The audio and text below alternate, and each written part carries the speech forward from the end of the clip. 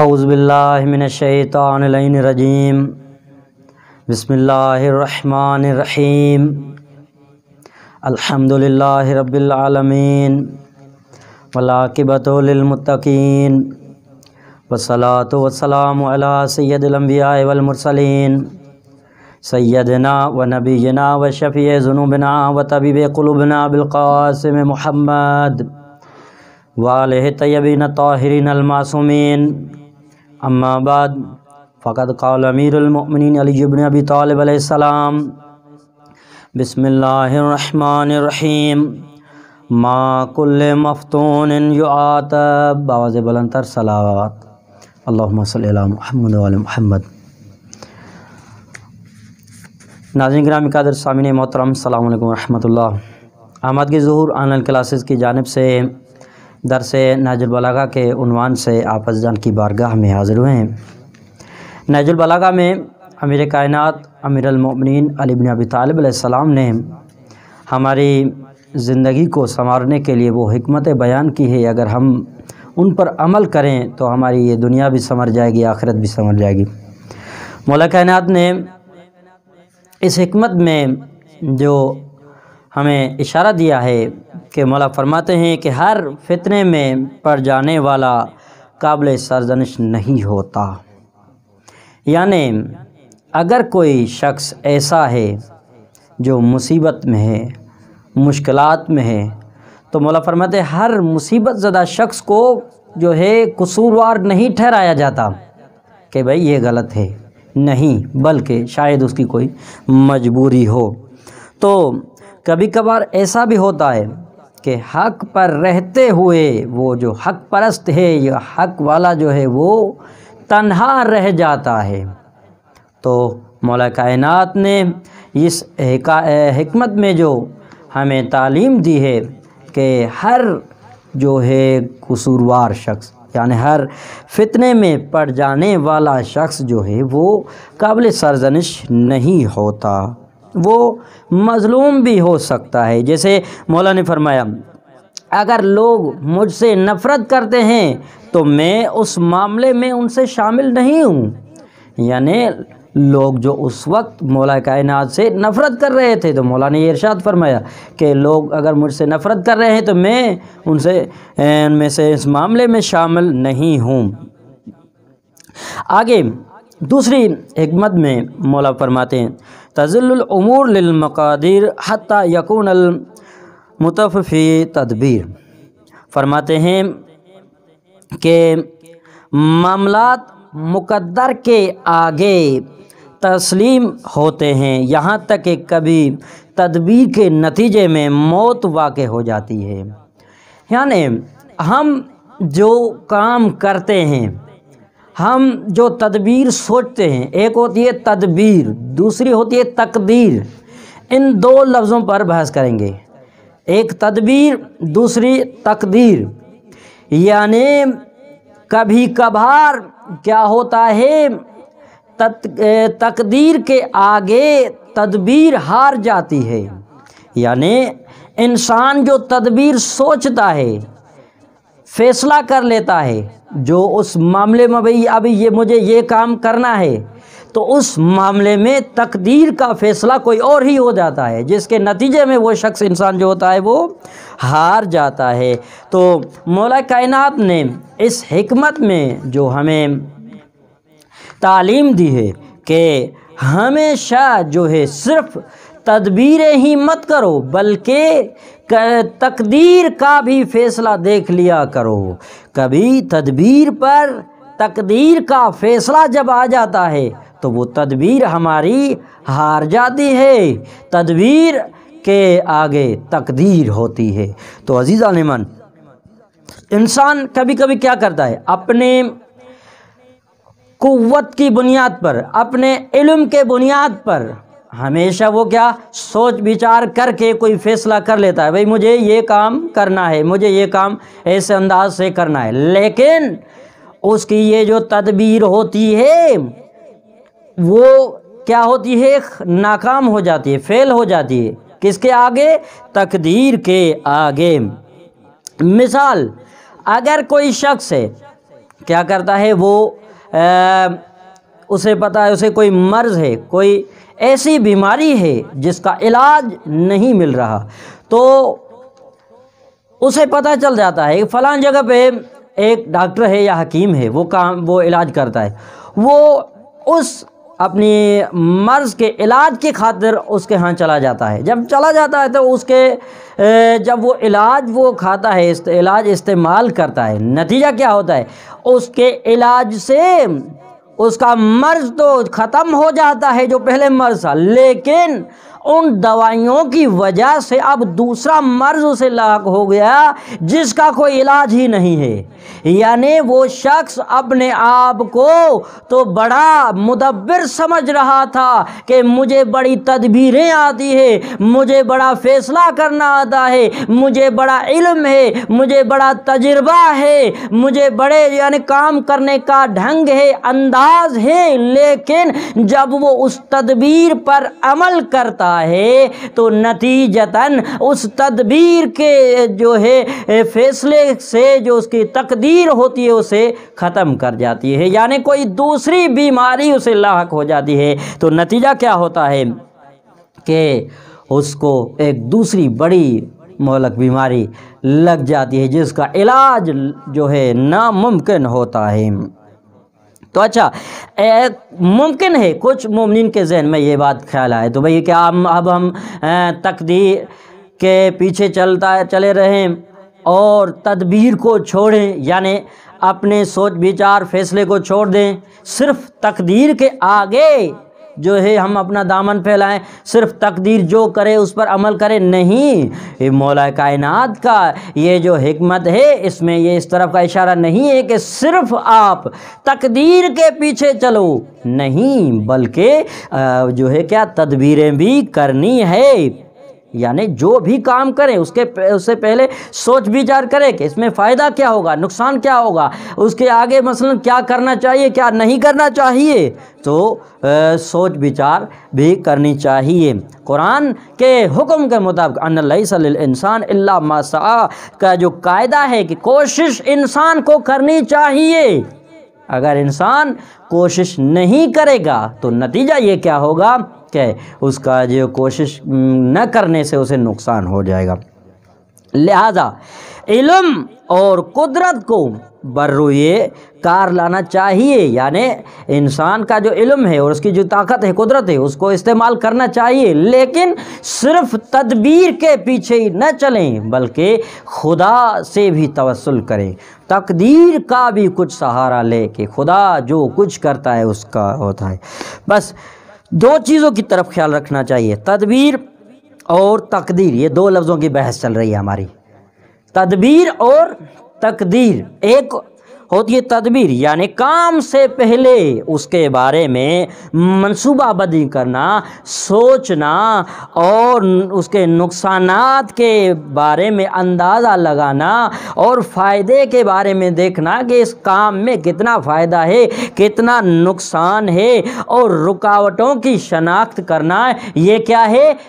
اسے کہتے ہیں تدبیر، یعنی جب ہم نے تدبیر کر لی کسی اپنے کام میں۔ دوسرا جو عمل ہے وہ ہے تقدیر۔ تقدیر یعنی اپنی کاوشوں پر اس قدر اعتماد نہیں ہونا چاہیے کہ تقدیر الہی کو چھوڑ دیں، یعنی صرف تدبیر کے پیچھے نہ چلیں بلکہ تقدیر الہی کی طرف بھی ہم متوجہ رہیں کہ بھائی خدا بھی کام کر سکتا ہے، خداوند متعال بھی جہاں ہماری سوچ ختم ہوتی ہے وہاں خدا کا ارادہ ہوتا ہے۔ تو عزیزان من، قدرت اور قدرت ما فوق الہی جو ہے اس کو مکمل بھول نہیں جانا چاہیے بلکہ اس پر بھی اعتماد کرنا چاہیے۔ خدا جو کرتا ہے وہ ہماری بھلائی میں کرنا چاہتا ہے، یہ بھی بات ذہن میں رہے۔ ایسا نہیں ہے کہ صرف جو ہے ہم سوچے کہ خدا نعوذ باللہ ہمارے غلط کام میں، نہیں، بلکہ خدا ہمارے بھلائی میں ہوتا ہے۔ جو کچھ انسان کے لیے خدا کرتا ہے وہ انسان کی اس میں بھلائی ہوتی ہے۔ اچھا، تقدیر کے قسم دو ہے، ایک تقدیر حتمی ہوتی ہے، یعنی تقدیر حتمی کیا ہے تقدیر حتمی؟ یعنی اس کو کوئی بھی کبھی بھی وقت سے پہلے ٹال نہیں سکتا۔ یعنی یہ تقدیر کے جو دو قسم ہیں، ایک تقدیر حتمی یعنی وہ تقدیر ہمیشہ ہوتی رہتی ہے، وہ کبھی ختم نہیں ہوگی، اس کو ہونا ہے۔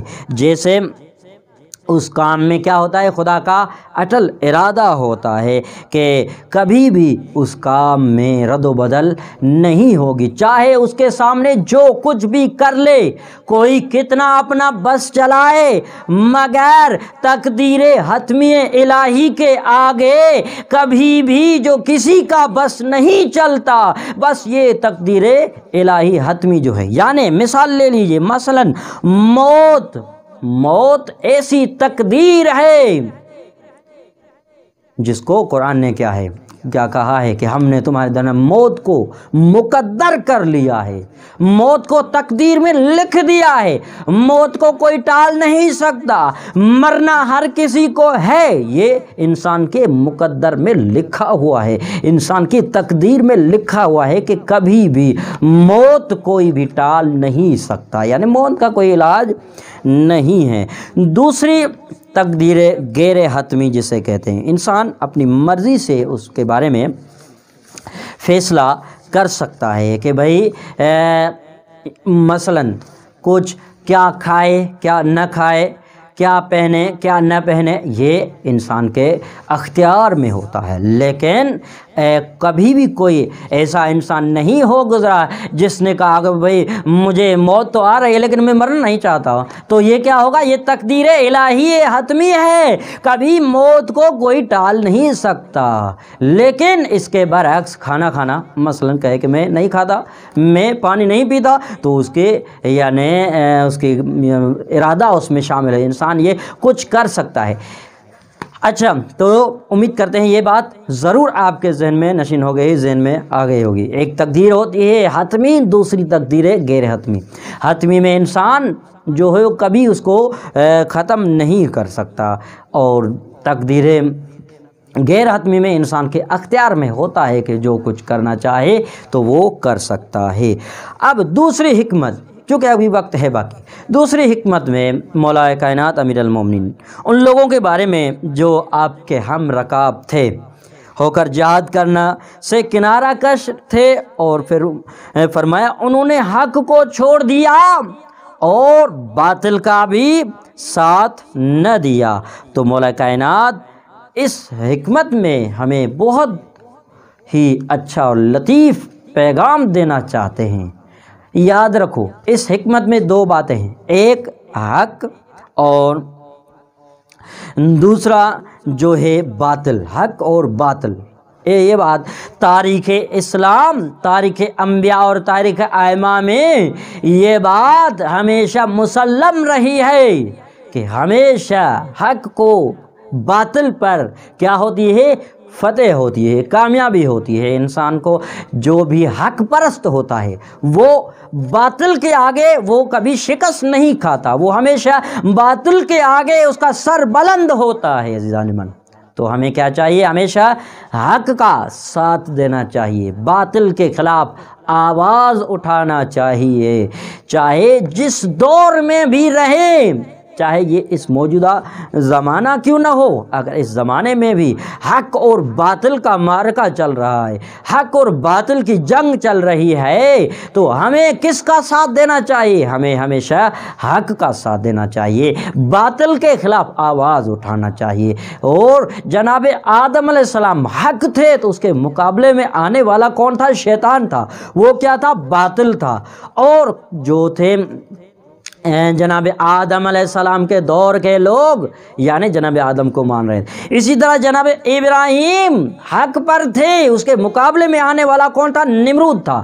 تو جو جناب جو جناب ابراہیم کے حمایت میں تھے تو وہ حق پرست تھے، اور جو نمرود کی حمایت میں تھے تو وہ باطل پرست تھے، یعنی اس زمانے کے لوگوں نے، کچھ لوگ جو حق پرست تھے، کچھ لوگ باطل پرست تھے، تو دونوں نے ثابت کر دیا، اپنی پارٹی کا بتا دیا کہ ہمارا تعلق جو جناب ابراہیم کے پیچھے تھے انہوں نے بتا دیا کہ ہمارا تعلق حق کے ساتھ ہے، اور جو نمرود کے ساتھ ہے وہ انہوں نے بتا دیا کہ ہمارا تعلق باطل کے ساتھ ہے۔ تو عزیزان من، یہ تاریخ انبیاء میں، تاریخ ائمہ میں یہ باتیں مسلم رہی ہے۔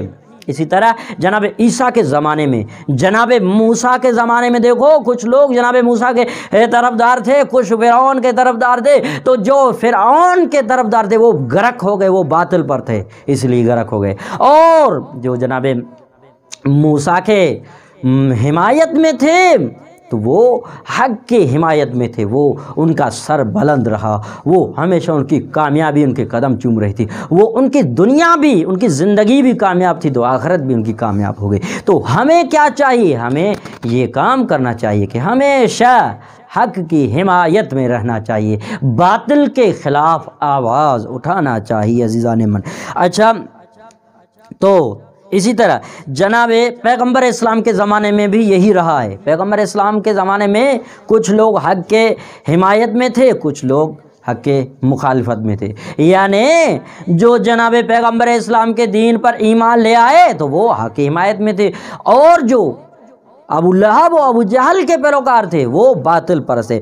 اسی طرح امیر المؤمنین علی بن ابی طالب علیہ السلام کا زمانہ جب پیغمبر اسلام کے بعد شروع ہوتا ہے امامت کا، تو مولا کے زمانے میں کچھ لوگ کیا تھے؟ باطل پرست تھے، کچھ لوگ کیا تھے؟ حق پرست تھے۔ تو مولا کائنات امیر المؤمنین علی بن ابی طالب علیہ السلام اپنے چاہنے والوں کے لیے کیا تھے؟ رہبر تھے، آئیڈل تھے، نمائندہ تھے ان کے، یعنی ان کے مددگار تھے۔ تو جو لوگ مولا کی سیرت پر چل رہے تھے، جو لوگ مولا کائنات کی سیرت پر چل رہے تھے وہ حق پر تھے، اور جو مولا کو چھوڑ کر کسی کے بھی پیچھے چل رہے تھے وہ باطل پر تھے، یعنی مولا کے مقابلے میں جو بھی آیا وہ باطل تھا۔ اس سے ہماری کوئی بحث نہیں کہ کون آیا، بہرحال جو بھی آیا تو وہ باطل تھا، باطل پر تھا، یعنی جو بھی مولا کائنات کے مقابلے میں آیا وہ باطل پر تھا، اور جو مولا کائنات کی حمایت میں تھے، مولا کا ساتھ دینے والے تھے، مولا کی حمایت میں، مولا کے آگے جو ہے مولا کے قدموں میں جام شہادت نوش کرنے والے تھے وہ حق پرست تھے۔ اسی طرح امام حسن کے زمانے میں بھی یہی رہا، کچھ لوگ امام حسن کے ماننے والے تھے، کچھ لوگ امام حسن کے خلاف تھے، کچھ لوگ اسی طرح کربلا میں دیکھو کہ ایک حق کا گروہ ہوتا ہے، دوسرا باطل کا گروہ۔ جو امام حسین علیہ السلام کے ماننے والے تھے وہ کیا تھے؟ حق کے ماننے والے تھے، اور جو امام کے خلاف تھے وہ باطل کے خلاف تھے۔ یعنی ہمیں بھی ان واقعات سے درس ملتا ہے، سبق ملتا ہے کہ ہمیشہ حق کی حمایت میں رہیں، چاہے ہمارے سر قلم کیے جائے، چاہے ہماری جانیں چلی جائیں، چاہے ہمارا مال لوٹ لیا جائے، چاہے ہمارے اولاد کو قتل کیا جائے، لیکن کبھی بھی حق کے جو ہے حمایت کرنا نہ چھوڑے، یعنی ہمیشہ حق کی حمایت میں رہیں اور باطل کے خلاف آواز اٹھاتا رہیں، چاہے وہ باطل کہیں بھی ہو، کس روپ میں بھی کیوں نہ ہو، وہ باطل باطل ہی ہے۔ اچھا، تو مولا کے زمانے میں کچھ گروہ تھے، جو کچھ لوگ حق پرست تھے، کچھ باطل پرست تھے۔ اچھا، یہ جب فتنہ برپا ہو جاتا ہے کس کا؟ حق اور باطل کے درمیان کا، لوگ کچھ حق کے طرفدار ہوتے، کچھ باطل کے طرفدار ہوتے تھے، تو اس زمانے میں مولا کائنات کے زمانے میں 3 گروہ بن گئے تھے۔ ایک گروہ فتنہ گروہ کا گروہ تھا جس کی سربراہی طلحہ اور زبیر کر رہا تھا، یعنی ان کا کام فتنہ کرنا تھا، فساد پھیلانا تھا۔ اس زمانے مولا کائنات امیر المومنین کے زمانے کی تاریخ بتا رہا ہوں کہ اس زمانے میں 3 طرح کے لوگ رہتے تھے، 3 طرح کے گروہ تھے۔ پہلا گروہ یہ تھا فتنہ گر گروہ، یعنی جو جن کی سربراہی طلحہ اور زبیر کر رہا تھا عزیزان من، تو ان کا جو گروہ کیا تھا؟ وہ ان کا کام ہی ایسا تھا، فتنہ پھیلانا، فساد پھیلانا۔ دوسرا گروہ خاموش تماشائیوں کا گروہ، ان سے بڑا ڈر ہے۔ یہ جو خاموش تماشائی ہے نا، نہ ادھر کے نہ ادھر کے رہے، یہ بڑے خطرناک ہوتے ہیں عزیزان من۔ تو دوسرا گروہ جو فتنہ گروہ کا ہے، وہ دوسرا گروہ خاموش تماشائیوں کا، ان کی سربراہی کون کر رہا تھا؟ انس بن مالک، اسامہ بن زید، عبداللہ بن عمر، ابو موسیٰ اشعری اور کچھ 2-3 اور نام بھی تھے، جو خاموش تماشائیوں میں تھے، جن کا کوئی سروکار نہیں تھا، جو نہ باطل کی حمایت میں تھے نہ حق کی حمایت میں تھے، وہ بس خاموش تماشائی تھے۔ وہ کہتے تھے بس کیا جو ہونا ہے وہ ہونے دو، ہمارا کیا جاتا ہے، کیسا نہیں ہونا چاہیے۔ تیسرا گروہ مولا کائنات امیر المومنین علی بن ابی طالب کا گروہ تھا، جو مولا کائنات کی سربراہی میں تھا، اور مولا کے مشاورت میں کون تھے؟ جناب عمار یاسر تھے۔ عمار یاسر کا مقام مولا کائنات میں بہت بلند بتایا ہے۔ تو عزیزان من، یہ کیا ہے؟ 3 گروہ جو بیان کیے۔ پہلا گروہ کون سا تھا؟ فتنہ گروہ، جو طلحہ اور زبیر اور ان کی سربراہی میں تھا۔ دوسرا گروہ کوئی کس کا تھا؟ جو خاموش تماشائی، ابو موسیٰ اشعری، طلحہ اور جو بھی ان میں سے شامل تھے، وہ ان کی سربراہی میں دوسرا گروہ تیسرا گروہ امیر المومنین علی بن ابی طالب کی سربراہی میں چل رہا تھا۔ اب لوگ 3 طرح کے ہو گئے۔ کچھ لوگ جو تھے خاموش تماشائی تھے، کچھ لوگ جو تھے وہ فتنہ گر تھے، کچھ لوگ جو تھے امیر المومنین کے ماننے والے تھے۔ تو اس زمانے میں ایک بڑے گروہ نے ام المومنین کو امیر المومنین کے سامنے لا کھڑا کیا، کہ یعنی انہوں نے ام المومنین کو کہا کہ آپ علی کے مقابلے میں آ جائیے، آپ علی کے خلاف آواز اٹھائیے۔ مولا نے بارہا اعلان کیا کہ یاد رکھو، حق کو پہچانو، حق کہاں ہے، باطل کہاں ہے، یہ سوچو تو صحیح، سمجھو تو صحیح، یہ آخر حق اور باطل کی جنگ چل رہی ہے۔ مولا نے یہ ارشاد فرمایا اس موقع پر کہ یہ مت دیکھو کہ کون کیا کر رہا ہے، بلکہ دیکھو کہ حق کہاں ہے اور باطل کہاں ہے۔ فرمایا کہ اپنے بڑوں کو مت دیکھو، کہ کچھ لوگوں کے بڑے جو تھے باطل پرست تھے، جو فتنہ گر تھے۔ تو لوگ جو اپنے بڑوں کو دیکھ، کبھی کبھار ہمارے ہاں بھی معاشرے میں بھی کہتے ہیں بھائی ہمارا بڑا جو ایسا کرتا ہے کہ میں بھی ایسا کیوں نہ کروں، کہ بھائی لوگ کہتے ہیں بھائی وہ جو فلاں اتنے سارے لوگ نماز نہیں پڑھتے تو میں نے بھی اگر نہ پڑھی تو کیا ہو، لوگ اتنے سارے میوزک گانا سنتے میں نے بھی سن لیا تو کیا ہو۔ یہ کیا دوسروں کی غلط امور میں تقلید کرنا، یہ اسلام میں شریعت میں حرام ہے، یہ بات ذہن میں رہیے۔ تو ہمیں کیا کرنا چاہیے؟ ہمیں ہمیشہ حق کی حمایت میں بولنا چاہیے، باطل کے خلاف آواز اٹھانا چاہیے عزیزان ایمان۔ تو مولا نے کہا کہ یہ سوچو دیکھو حق کہاں ہے باطل کہاں ہے، لہذا ہمیں نہ خاموش تماشائی بننا ہے نہ باطل پرست بننا ہے، بلکہ تیسرا گروہ جو حق کا گروہ، جو امیر المومنین کا گروہ ہے، جو امام حسن کا گروہ ہے، جو امام حسین کا گروہ ہے، جو سید سجاد کا گروہ ہے، جو محمد باقر کا گروہ ہے، جو جعفر صادق کا گروہ ہے، جو موسیٰ کاظم کا گروہ ہے، جو امام رضا کا گروہ ہے، جو امام محمد تقی کا گروہ ہے، علی نقی کا گروہ ہے، حسن عسکری کا گروہ، جو امام زمانہ کا گروہ ہے، اسی گروہ کے پیچھے ہم اگر چلیں گے، جو پیغمبر کا گروہ ہے وہی اہل بیت کا گروہ ہے، جو سیدہ کا گروہ ہے وہی اہل بیت کا گروہ ہے، ہمیں 14 معصومین کے گروہ کے پیچھے ہی چلنا ہے، جبھی تو ہماری زندگی کامیاب گزرے گی۔ اگر ہم نے ان 14 کا راستہ چھوڑ دیا تو ہمارا شمار بھی باطل پرست گروہ میں ہو جائے گا۔ تو عزیزان ایمان، ہمیں کیا کرنا چاہیے؟ ہمیں نہ خاموش تماشائی ہونا ہے، نہ جو ہے باطل کی حمایت میں بولنا ہے، بلکہ حق کے جو حمایت میں بولنا ہے۔ مولا نے جو خاموش تماشائی تھے ان کے بارے میں فرمایا الساکت عن الحق شیطان الاخرس، فرماتے ہیں حق کے مقابلے میں خاموش رہنے والا گونگا شیطان ہے، یعنی اگر دیکھتا ہے حق کے خلاف آواز اٹھتا ہے، حق کے حمایت میں کوئی آواز نہیں اٹھاتا، حق کے خلاف عمل ہو رہا ہے، تو وہ جو شخص خاموش تماشائی ہے تو ان کو مولا نے گونگا شیطان کہا ہے۔ اسی طرح ظلم کے مقابلے میں، ظالم کے مقابلے میں نہ اٹھنا بھی ظلم میں شریک ہونے کے برابر کہا ہے مولا نے۔ تو جو مثلاً کوئی ظالم ظلم کر رہا ہے اور وہ خاموش ہیں تو سمجھو کہ وہ اس ظلم میں شریک ہیں۔ زیارت وارثہ میں، زیارت عاشورہ میں بھی یہی اعلان اللہ امتن سمعت میں ذالک فرضیت بے، جو مولا فرماتے ہیں خدا کی لعنت اس امت پر جنہوں نے سن لیا اور پھر خاموش ہو گئے اور اس پر راضی ہو گئے، یعنی ظلم پر راضی رہنا جس پر معصوم نے لعنت کی ہے، ظلم پر راضی رہنا کیا ہے؟ اس ظلم میں شریک ہونے کے برابر ہے۔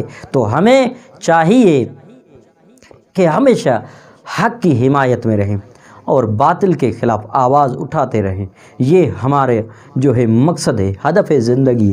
اگر کوئی شخص ایسے ہی زندگی بسر کر لیتا ہے اور اسے پتہ نہیں چلتا کہ حق پر کون ہے باطل پر کون ہے، تو چاہے اس نے نمازیں کیوں نہ پڑھی ہو، چاہے اس نے روزے کیوں نہ رکھے ہو، چاہے اس نے قرآن حفظ کیوں نہ کر لیا ہو، چاہے اس نے جتنی نیک عمل انجام دیے ہو، لیکن اگر اس نے ایسے ہی زندگی بسر کی کہ اسے حق اور باطل کے درمیان فرق واضح نہ ہو سکا، تو اس کی زندگی بندگی نہیں بلکہ زندگی شرمندگی ہے اس کی۔ تو عزیزان من، ہمیں چاہیے کہ اب موجودہ زمانے میں حق کی حمایت میں آواز اٹھائیں اور باطل کے خلاف آواز اٹھائیں، ہمیشہ حق کے حمایت میں رہیں اور باطل کے خلاف رہیں۔ انشاءاللہ امید کرتے ہیں آپ کو یہ درس ضرور پسند ہے، آپ بھی سنیے گا، تمام مومنین کو اس درس کو یعنی سننے کی توفیق عنایت فرمائے انشاءاللہ، اور سب کو یہ درس شیئر کیجیے گا۔ والسلام علیکم ورحمۃ اللہ وبرکاتہ۔